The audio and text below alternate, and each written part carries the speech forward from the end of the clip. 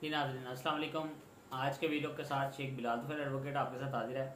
जी नाज़रीन, आज जिस पे मैं बातचीत करने लगा हूँ, जैसे कि आप सब जानते हैं कि कल का जो बड़ा जो स्वेयर जो इंसिडेंट हुआ है, जेड़ा वाला इंसिडेंट की मैं बात कर रहा हूँ। आपके और मेरे नज़रों से बहुत सारी वीडियोस गुजरी, बहुत सारे मामलात गुजरे। आज उसके बारे में मैं जो है वो आप तक बहुत सारी इम्पोर्टेंट इन्फॉर्मेशन पहुँचाऊँगा और हम ये डिस्कस करेंगे कि जो जड़ा वाला इंसिडेंट है उसका ज़िम्मेदार कौन है और हमारी जो पंजाब पुलिस है उस उनके ऊपर एक सवालिया निशान है। वो सिक्योरिटी देने में हमारी अक़लियतों को नाकाम हो गए। हमारा जो सफ़ेद रंग का परचम है वो लहू लहू हो गया है। आइन का आर्टिकल 36 1973 जो प्रोटेक्शन ऑफ मिनॉरिटीज़ के बारे में है वो फेल हो गया बुरी तरह, हम सब ने देखा। इसके साथ साथ मैं ये भी बात करता चलूँ कि वो जो एक ख़ास किस्म का माइंडसेट जो पूरी दुनिया में पिनप रहा है इस्लाम के अगेंस्ट, जिनको इस्लाम फोबिया है, जिस शख्स ने ये कोशिश की कि कुरान मजीद के जो औराक थे नाउज़ुबिल्लाह उनको जलाने की कोशिश की, हमारे मोहम्मद मुस्तफ़ा सल्लल्लाहु अलैहि वसल्लम के बारे में जो है वो चंद अल्फाज लिखने की कोशिश की या इस्लाम के ख़िलाफ़ बोलने की कोशिश की। हम वो जो राजा वल्द सलीम था या राकी मसीह थी, उनको फ़ौरी तौर पे CTD ने गिरफ़्तार कर लिया था। हम एक या दो बंदों का जो ज़हनी इंतशार है उसकी सज़ा पूरी की पूरी कम्युनिटी को नहीं दे सकते। अगर एक मुसलमान दहशतगर्द है तो हम पूरे मुसलमानों को गलत नहीं कह सकते। अगर एक हिंदू गलत है तो हम पूरी हिंदू कम्युनिटी को गलत नहीं कह सकते।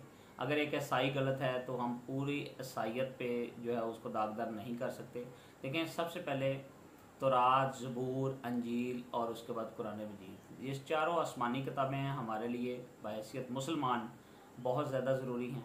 हम इन चारों पर ईमान लाते हैं तो हमारा ईमान मुकम्मल होता है।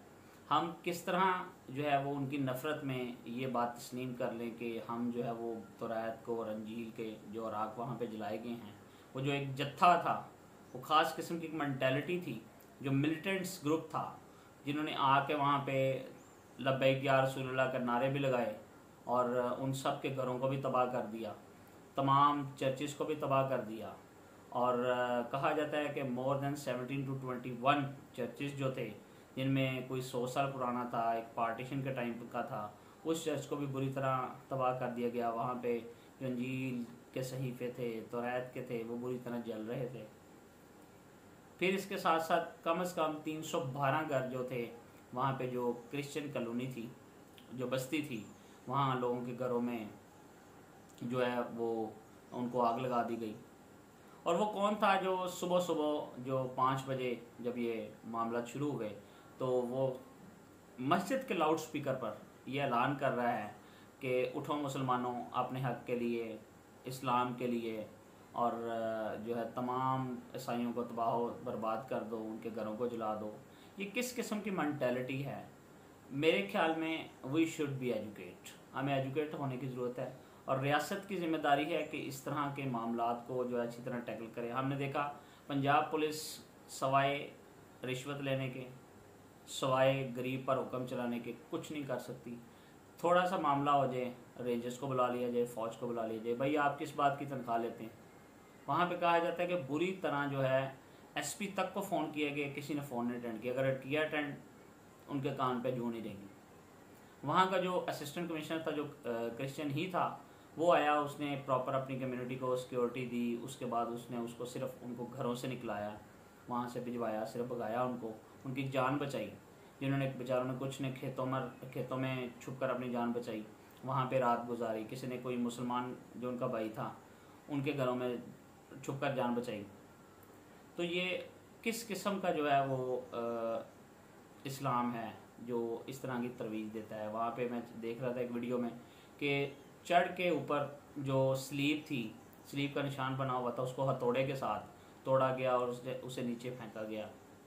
हम कब जो है वो समझेंगे ये सारी बातें? हम स्वीडन में कोई मामला होता है, हम किस तरह स्वीडन को फिर कह सकते हैं? हमारे यहाँ पे पाकिस्तान में क्या हो रहा है?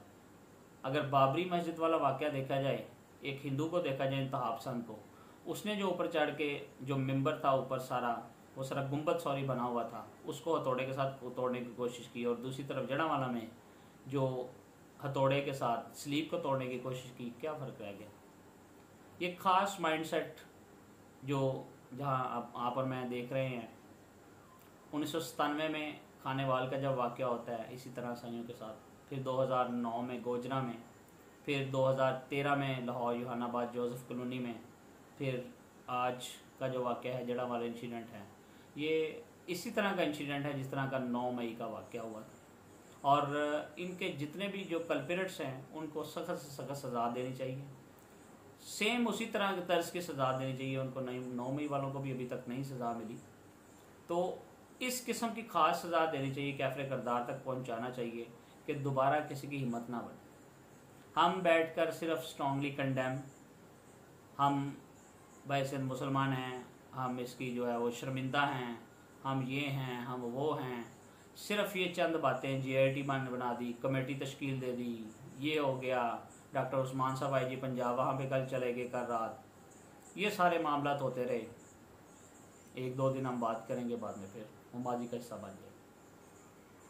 जो सुबह सुबह वहाँ पे वाक़या होता है CTD, उसके बाद फौरी तौर पे 295B और 295C के तहत मुकदमा दर्ज करती है, FIR दर्ज हो जाती है और उन दोनों को गिरफ़्तार भी कर लिया जाता है। विद इन एन आवर वहाँ पे एक ख़ास किस्म का जो जत्था है वो आता है, चढ़ाई करता है और बस्ती को पूरी को राख का ढेर बना देता है। लोग बामुश्किल अपनी जान बचा के वहाँ से भागते हैं। आज वहाँ पे कल और आज दफ़ा 144 नाफिज है और एक कर्फ्यू का समा है, रेंजर्स तैनात कर दी गई है, शटर डाउन है सारे, घरों से लोगों को बाहर निकलने की इजाज़त नहीं है, कोई बंदा किसी किस्म का कोई एक्टिविटी वहाँ पे नहीं कर सकता, हालात बहुत कशीदा हैं। ये कौन ज़िम्मेदार है इसका? रियासत पाकिस्तान, पंजाब पुलिस, हमारे उलमा कराम, अवाम, कौन ज़िम्मेदार है? जो ये ख़ास किस्म की एक मेंटालिटी है।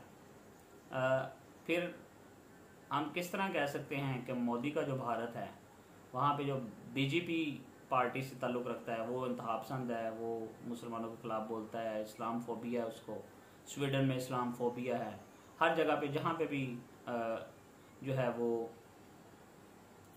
इस्लाम की या कुरान मजीद की या नबी पाक सल्लल्लाहु अलैहि वसल्लम की बेहुरमती करने की कोशिश की गई या की जाती है, हम उनको किस तरह कह सकते हैं जब हम खुद नहीं ठीक?